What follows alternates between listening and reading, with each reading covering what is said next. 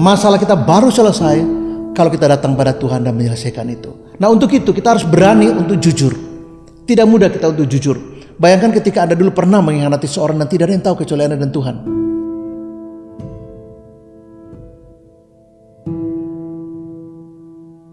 Shalom Bapak Ibu Saudara yang terkasih dalam Tuhan Yesus, sahabat terang hidup yang saya cintai. Kita bersyukur karena hari ini kita beroleh kesempatan dari Tuhan untuk belajar satu tema penting dalam kehidupan kita, yaitu suami yang belum menyelesaikan masa lalunya.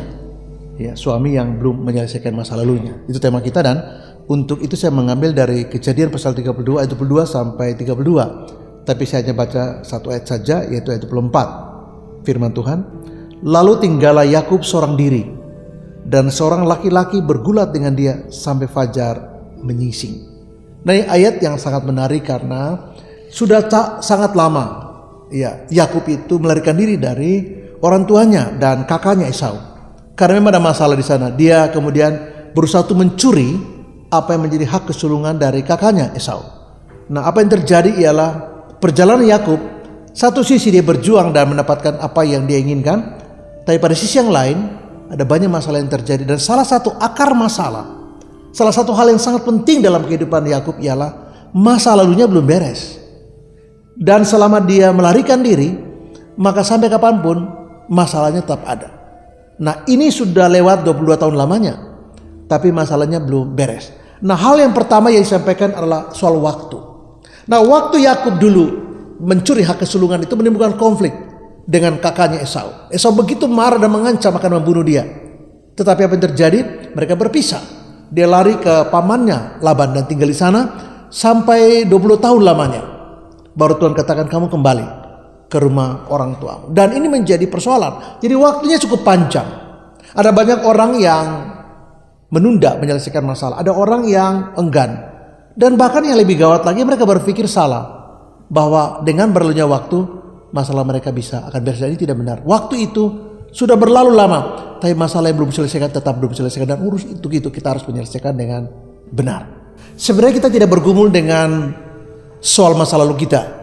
Kita tidak bergumul dengan sekedar apa menjadi masalah kita, tapi kita bergumul dengan Allah. Jadi pergumulan Yakub di sini dengan seorang laki-laki di sini tidak dijelaskan siapa. Banyak penafsir mengatakan bahwa dia bergumul dengan malaikat Allah. Ya, malaikat Tuhan. Nah, malaikat Tuhan itu tidak pernah muncul lagi di perjanjian baru. Jadi beberapa orang mengatakan itu semacam apa? Semacam pra-inkarnasi Yesus. Jadi bergumul di sana dengan Yesus. Karena malaikat Tuhan huruf besar itu tidak pernah muncul dalam perjanjian baru. Hanya ada perjanjian lama, dan itu khusus sekali. Nah, salah satu di sini. Nah, orang itu bergumul ya dengan malaikat Tuhan. Dia bergumul dengan seorang laki-laki ya sampai fajar menyingsing. Jadi kalau saya hitung dia mulai bergumul jam 6 sampai menjelang jam 5, cukup panjang pergumulan itu. Dan apa yang dipergumulkan? Yakub begitu takut. Dia begitu takut, merasa terancam, merasa sangat tidak nyaman untuk bisa bertahan. Dan malam itu dia sudah berusaha dengan segala macam, tetapi tidak pernah bisa tuntas. Nah, kalau kita punya masalah, kita punya persoalan, dan kita sudah bergumul sepanjang waktu, sepanjang bulan-bulan, tahun-tahun hidup kita, dan belum beres, belum pernah tuntas, belum pernah selesai. Saya ingatkan bahwa masalah kita bukan dengan masalah, tapi dengan Allah. Nah, selama hubungan kita dengan Allah tidak beres atau belum beres atau ditunda sehingga tidak pernah beres, itu harus diselesaikan. Kalau tidak diselesaikan, sampai kapanpun masalah yang tidak diselesaikan dengan baik dan benar, tidak dibereskan dengan Tuhan, maka selamanya masalah kita akan tetap walaupun berlalu berapa lama pun. Beberapa pernikahan mereka sudah lama sekali menikah dan mereka punya persoalan yang tidak pernah beres. Mereka sudah lama sekali menikah, tapi persoalan yang belum beres tetap mengganjal. Hubungan mereka terganggu, komunikasi terganggu, tidak nyaman, tidak aman. Dan kalau kita hidup dalam suasana seperti itu, kita belum bereskan itu dengan Allah secara tuntas, dan tidak ada jaminan pemberesan dari Allah, maka sampai kapanpun masalah kita akan tetap ada. Dan ini sangat berbahaya. Dan Yakub malam itu bergumul dengan Allah untuk apa? Untuk menyelesaikan masalah secara tuntas, sehingga masalah itu tidak menjadi mimpi buruk, tidak menjadi krisis dalam kehidupan, dan selama dia menanggung cukup payah. Tapi malam itu pergumulannya selesai karena dia membereskan itu dengan Allah. Ketika kita punya masalah dan kita datang membereskan itu dengan Tuhan, kita mengaku kesalahan kita, kita mengaku kekeliruan kita mengaku bahwa kita telah melakukan hal yang buruk dalam kehidupan kita, entah pada pasangan kita, pada anak-anak kita, pada orang tua kita, pada teman kita, pada atasan atau siapa saja yang kepadanya kita bermasalah dan kita beres dengan Tuhan. maka ini adalah pemberesan yang sebenarnya. Dan kalau kita lihat di ujungnya, nama Yakub itu diubah di sini. Untuk pertama kali namanya diubah di sini. Dia sudah cukup usia.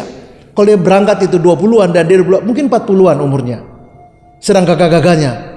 Tetapi ketika dia berjumpa dengan Allah, masalahnya itu betul-betul dibereskan. Pengampunan Tuhan, kemurahan Tuhan, kasih Tuhan itu kemudian membawa Yakub pada satu perubahan nama. Nah, nama itu bukan cuma sekedar nama Yakub, tetapi ada satu kata yang menarik dari perubahan nama itu menjadi Israel. Nah, Israel ini menjadi satu identitas baru buat kehidupan Yakub. Di titik perjumpaan itulah saya bakal merasa bahwa Yakub berjumpa dengan Allah secara personally. Ini justru yang menjadi starting point dia, menjadi sesuatu yang titik kulminasi dia, di mana dia berjumpa dengan Allah. Nah, ketika dia punya masalah dan masalah itu menjadi jembatan, masalah dia menjadi tangga untuk naik berjumpa dengan Allah. Masalah membuat dia berjumpa secara personal dengan Allah. Maka saya mengatakan masalah itu berkat. Tapi kalau masalah kemudian membuat kita hancur, masalah membuat kita jaraknya dengan Tuhan makin jauh, masalah membuat kita dan keluarga makin konflik, nah masalah itu ujungnya adalah tidak membawa kebaikan. Tapi masalah ini justru menjadi anak tangga untuk dia menyelesaikan masalah ketika dia berjumpa dengan Allah. Jadi perjumpaan dengan Allah itu dilewati oleh satu pergumulan yang sulit. Nah, kadang-kadang kita tidak mau mengalami kesulitan, kita juga tidak pernah bertumbuh, bahkan kita tidak pernah dewasa. Nah, kesulitan sering dipakai oleh Tuhan menjadi bagian dari anak tangga untuk kita menyelesaikan masalah secara tuntas dengan Allah dalam Kristus. Nah, ketika namanya diubah, disertai oleh berkat. Dia diberkati di situ.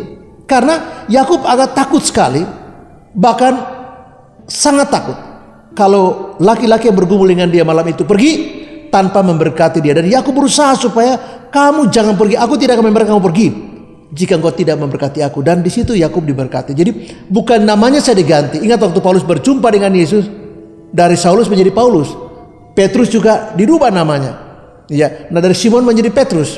Ya, Petra. Ya, batu karang. Nah, Yakub juga diubah. Dari Yakub menjadi Israel. Dan disitulah Yakub menerima berkat dari Tuhan. Satu perjumpaan yang panjang, satu perjumpaan yang rumit, satu perjumpaan yang tidak pernah di-planning oleh seorang Yakub, tidak pernah diduga, diprediksi, tapi terjadi. Itu karena Allah atas diri Yakub. Di titik itu dia tidak bisa lagi mengenal apapun. Dia berjumpa dengan Allah dan di endingnya dia diberkati. Namanya diubah dan menjadi Israel.